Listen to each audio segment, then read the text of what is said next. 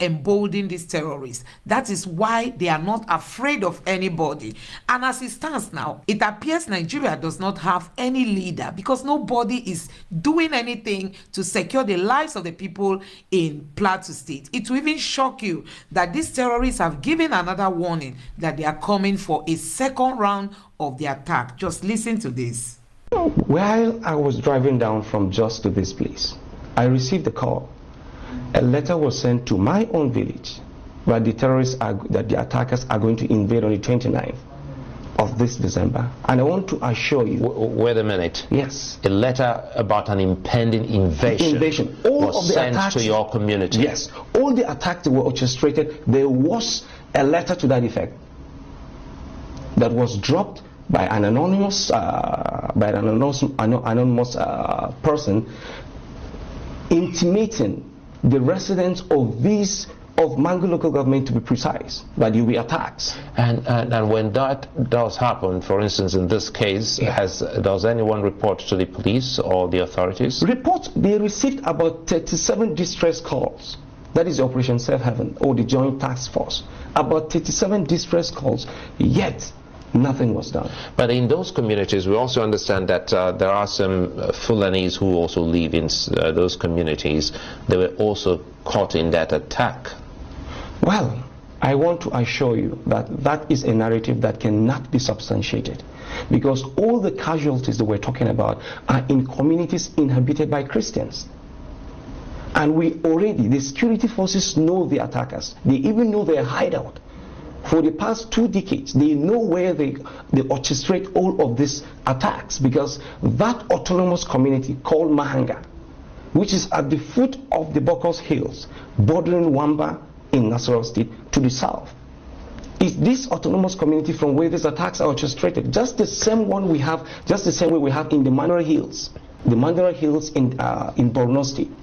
For instance, the military relocated an entire community of about 11,000 people, leaving the entire Damboa road free for the terrorists to operate freely. They even collect tolls on the roads, as if we were in a banana republic. Section 14B of the 1999 Constitution, as amended, stipulates that the welfare and security of the people shall be the primary purpose of government, without which government loses its legitimacy. You know, but before we let you go, because we're trying to get a sense of what exactly we're dealing with, and if we say there are warnings, and again there's another warning about a coming attack. You say, let's get this straight, you're saying that these warnings are also communicated to the authorities, and still nothing is done to protect the people. Yes, and these attacks could last for as long as 12 to 24 hours, and there is no security presence whatsoever. All the attacks were and in this coming attack, or that a letter has been communicated to the community. You don't mind naming the communities, perhaps? Pushit community in Mangu local government area. Pushit, P-U-S-H-I-T. Pushit community in Mangu local government area of Plateau State. A letter was sent today that they are going to attack on the 29th, and I want to assure you that anything changed apart from these communications since the president ordered a pursuit and a possible apprehension of those who carried out this attack? Has anything happened? No, the attacks are still going on, and there is any response from the security authorities. And I want you to know something. General T.Y. Danjuma alleged that the military colludes with these insurgents or terrorists to unleash terror on unsuspecting or innocent citizens. The entire Nigerian space was caught up with a lot of, all manner of accusations, name calling and all of that. Are we not seeing that happening today? So guys, according to what this man just said now, that the terrorists told them that they were going to be invading their community again on the 29th of this month. That happened today. You can see the headline coming from Channels Television that bandits invaded another community in Plateau State today, the 29th. So each time these bandits come out and tell the people they are going to come for attack, they will actually want to, actualize it. And that is because They fear nobody. They feel the security agents are on their side. And you can see Mr. Gumi is telling Tinubu not to waste his money in buying weapons. He should rather go and negotiate with the terrorists, Nigerians. Tinubu should be battling now between, pleasing Nigerians and protecting his own political interests, because if he goes against these people, he might be afraid the northerners might not want to align with him. It is sad. People are grieving. People are in pains, and we, even as we appreciate, the concern showed by the vice president and his entourage, to come and visit people in the hospitals and condone with them. It does not really change anything, sorry to say that, because these attacks have gone on Suleiman for quite some time. Barikin Ladi, which is part of the local government that was attacked, has been attacked consecutively during the Yuletide period, precisely the Christmas, right?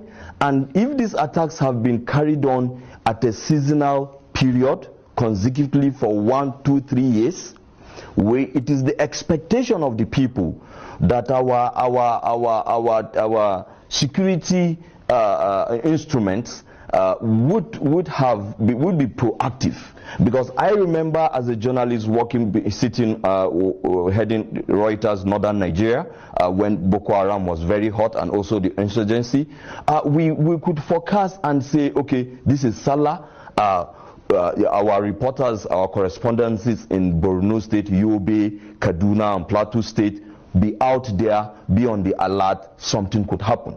So if a news agency, can understand the security dynamics this way, then the military, the security apparatus absolutely know this. So if they know this, and yet these attacks happened last year in Barikin Ladi, it happened in 2002, it has been happening all over these years, then how comes an attack will still happen at the same period that it has been happening, and people will be killed, not 12, not 20, not 50, not 100, we are talking about 200 now.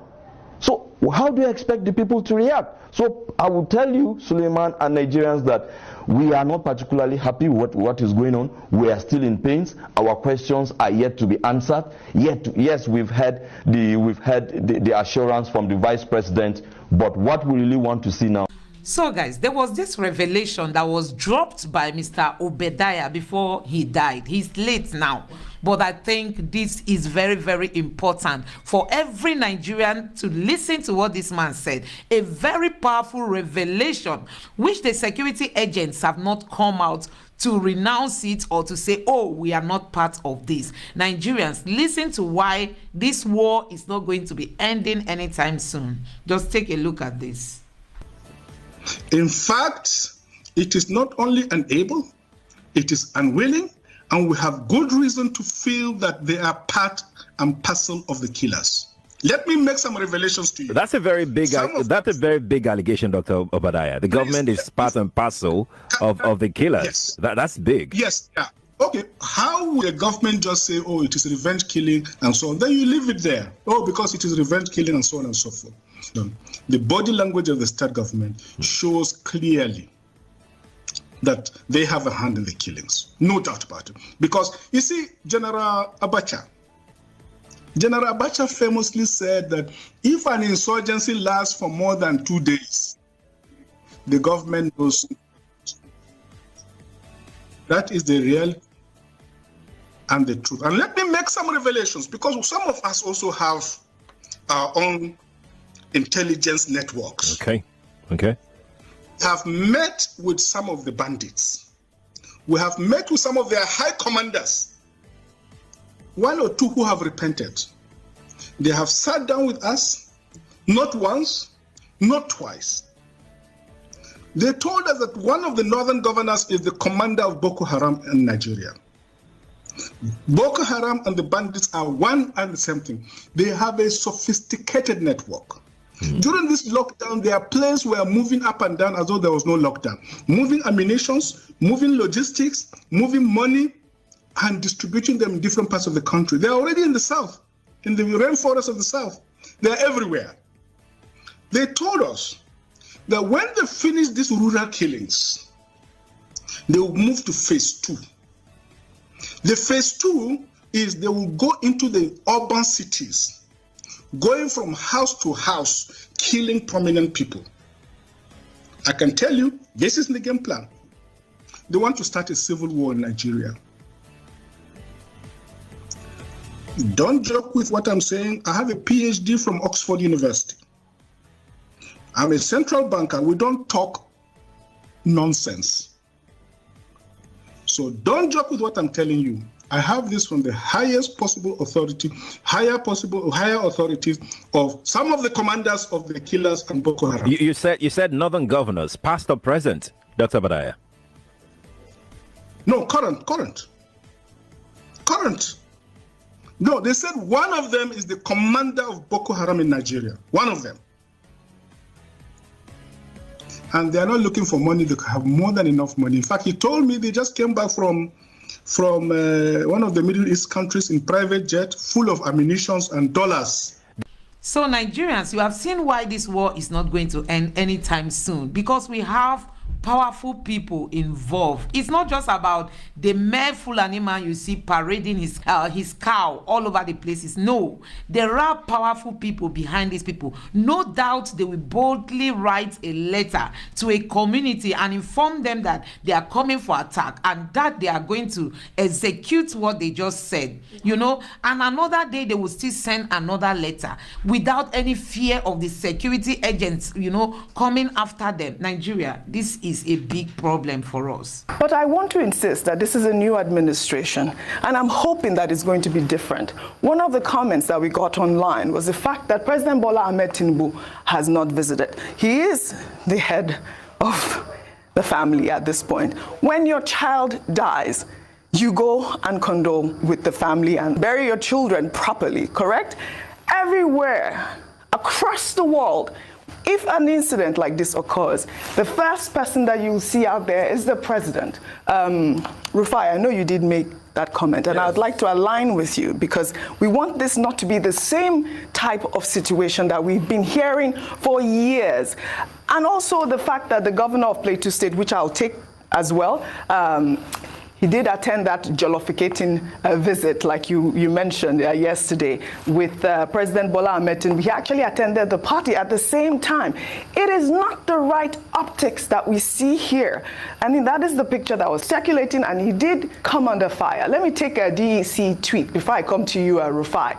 DEC wrote, #Plateau Massacre. The governors did not find it fit or right to visit Bokos in Plateau State, where over 120 people were killed and families thrown into grieving, but found it good to converge in Lagos and visit Bola Ahmed Tinubu. You see how upset people are. So, you see, and I made an explanation earlier on, and I say, you see, it comes from a place of mental hitherto torture. A lot of Nigerians have been tortured mentally without knowing. We come from a long line at first of colonialists. No, let me even chat the historiography. We come from a long line of culture where leaders are not to be challenged. In Yoruba culture, what do we call a king? We say Kabiyesi. What it means is nobody dares ask you anything. So then afterwards, after the British came and the amalgamation, they came late 1800s. I mean, okay, they came late 1800s.